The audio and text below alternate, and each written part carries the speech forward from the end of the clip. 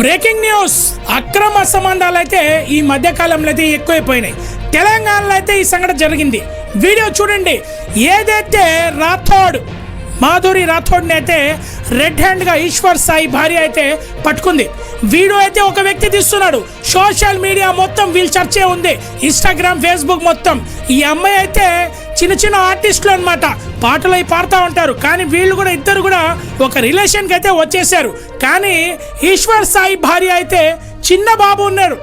ఎవరు చూస్తారు, ఎందుకు ఇటువంటి పని చేసావని చెప్పి ఈశ్వర్ సాయి భార్య అయితే భర్తనైతే నిలదీసింది. వీడియో అయితే వైరల్గా మారింది. కానీ నన్ను అన్యాయం చేసి నువ్వు ఇలా చేయడం కరెక్ట్ కాదని చెప్పి ఆమె అయితే తెలియపరిచింది.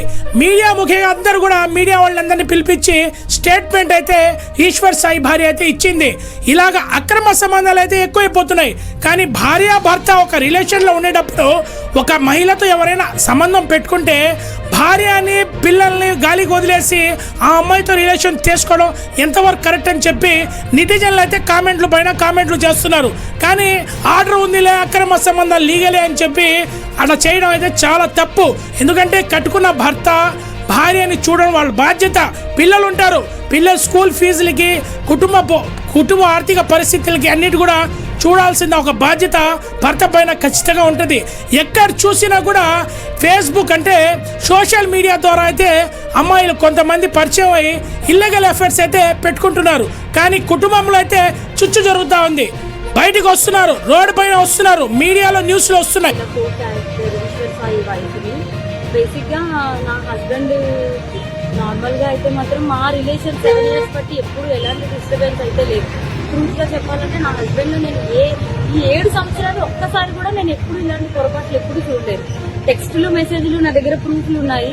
చూపిస్తే మాత్రం అంటే ఇట్లా ఎలా వస్తుందంటే మరి నా హస్బెండ్ కూడా చెప్పడం ఏంటంటే తనే ఇట్లా నన్ను కొంచెం ఇది చేసింది. సో అందుకోసం అని ఏ అబ్బాయి అయినా సరే మరి ఎట్లా ఇలాగే అయిపోయింది ఇంకా అని చెప్పి తను చెప్తున్నాడు. మరి ఆ అమ్మాయి ఏమంటుందంటే నాతో కూడా చాలా మంచిగా మాట్లాడేది. సో నేను లాస్ట్ టైం సూసైడ్ చేసుకోవడానికి వెళ్ళాను అనమాట. ఇట్లా ఈ అమ్మాయి విషయంలోనే కొంచెం నాకేదో కొంచెం నెగిటివ్ వైబ్ వచ్చి సో నేను బయటికి అంటే నేను సూసైడ్ చేసుకోవడం వరకు వెళ్ళిపోయాను.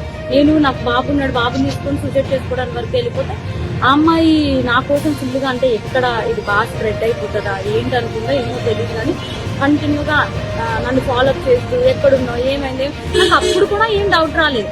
తర్వాత చూస్తే మెసేజ్లు ఇవి అవి అన్నీ చూస్తే ఇలా రావాలి, మీ అన్న రావాలి. మెయిన్ వాళ్ళిద్దరికి కలిపి ఒక ఆయన ఉన్నాడు, ఆయన రిత్విక్ అని చెప్పి వాళ్ళిద్దరు మీడియేటర్, అబ్బాయి పర్సనల్ అసిస్టెంట్ ఇద్దరికి. సో అసలు ఆ అబ్బాయి ఫోన్ లో ఎన్ని టెక్స్టులు ఇవన్నీ బ్యాకప్ చేసి చూస్తే అసలు చాలా ఇదిగా ఉంది. సో నేనైతే మాత్రం కోరుకునేది ఏంటంటే నా హస్బెండ్ అయితే తప్పైపోయింది, నాకు ఒక ఛాన్స్ అయితే ఇవ్వు అని చెప్పి ఆయన చెప్తున్నారు. కానీ ఆ అమ్మాయి నుండి ఎప్పుడు నేను ఏం ఫేస్ చేస్తానో తెలియదు. కానీ ఎందుకంటే ఇప్పుడు నాలాంటి అమ్మాయికి అంతమంది ఫాలోవర్స్ ఉంది, పైగా నాతో ఇంత మంచిగా ఉంది, ఇంత చేసిందంటే వాళ్ళ అమ్మగారు రికార్డు కూడా ఉంది. నేను పొద్దున్న వాళ్ళ అమ్మగారికి ఫోన్ చేసి అడిగితే మా అమ్మాయి అంతే అలాగే చేస్తుంది అని చెప్పి అంటుంది. నా దగ్గర రికార్డు ఉంది. ఫోన్ స్విచ్ ఆఫ్ అయ్యేటప్పటికి నా దగ్గర ప్రూఫ్ లేకుండా ఉంది, ఆన్ చేస్తే అది కూడా ఇస్తాను. సో ఇట్లాగా ఇప్పుడు నాకు అన్యాయం జరిగింది. నా పేరెంట్స్, మా సిస్టర్స్ వచ్చి ఏదో చేశారు. నా హస్బెండ్ నాతో ఏదో కొంచెం పోలీసులు దీంతో ఏదో మాట్లాడుతున్నాం అవుతుంది. ఇప్పుడు నాలాంటి అమ్మాయి ఒకవేళ వేరే ఒక అమ్మాయి ఎవరైనా దొరికింది అనుకోండి, అమ్మాయి ఇదే స్ట్రెస్ తట్టుకోలేక సూసైడ్ వరకు వెళ్తే ఎంత ప్రాబ్లం. నేను ఇది ఒక్కటే ఆలోచిస్తున్నా.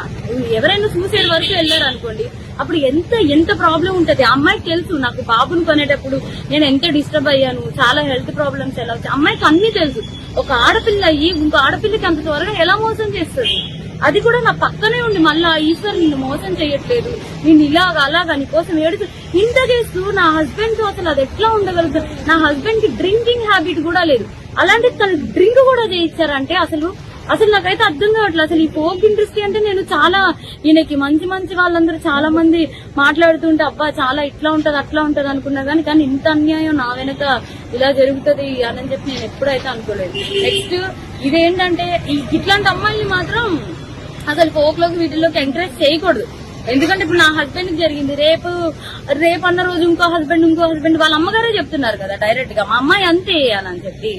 సో ఇవన్నీ కొంచెం చూసుకొని కొంచెం ఫోక్ లోకి తీసుకునేప్పుడు కూడా మనుషుల కోసం నేను మిగతా వాళ్ళని అనట్లేదు కానీ ఇట్లాంటి వాళ్ళని మాత్రం కొంచెం చూసుకోండి. కాపురాలు పోతాయి, చిన్నపిల్లల లైఫ్లు పోతాయి. క్యాస్టింగ్ క్యాస్ట్ అనేది బేసిక్లీ ఫిల్మ్ ఇండస్ట్రీలో పోప్ ఇండస్ట్రీలో జరుగుతుందనేది ఆరోపణలు ఉన్నాయి. మరి దాని మీద మీ అభిప్రాయం ఏంటి? ఇది కూడా అదే కోణానికి చెందిందా లేకపోతే ఇండివిజువల్ అది? అట్లా ఏం లేదు, నిజం చెప్తున్నాను కదా. మా హస్బెండ్ కి డ్రింకింగ్ హ్యాబిట్ లేదంటే మీరు ఆలోచించండి. నా డెలివరీ దగ్గర నుండి ప్రతి ఒక్కటి నా హస్బెండ్ నన్ను పువ్వుల్లో పెట్టి చూస్తున్నాడు. ఏ రోజు ఇప్పుడు నా హస్బెండ్ విషయంలో 1 minute నేను ఆలోచిస్తున్నానంటే దీనికే. నా బిడ్డను గాని నన్ను గాని ఇంత కేర్ గా చూసుకుని అబ్బాయి ఏమంటున్నాడు, ఇప్పుడు ఒక అమ్మాయి వచ్చి నా మీద పడిపోతే నేను ఏం చేస్తా? ఇప్పుడు ఒక షూట్ లో ఉన్న వాళ్ళం మేము అంత క్లోజ్ అయిపోతుంటే నేను ఏం చేయగలుగుతా అంటున్నాడు. అప్పుడు నేను నా హస్బెండ్ చెప్తున్నా, నువ్వు చేసింది తప్పు, మరి అమ్మాయి పడితే మరి నీకు తెలీదా? ఆబ్వియస్ గా ఒక అబ్బాయి ఇప్పుడు నీకు పిల్లం బిడ్డలు ఉన్నారు, నీకు ఆ మాత్రం తెలీదా అంటే ఇంకా అయిపోయింది ఏదో అయిపోయింది. కానీ ఆ అమ్మాయికి తెలియాలి కదా, ఒక ఆడపిల్ల మరి తనకి తెలియాలి కదా.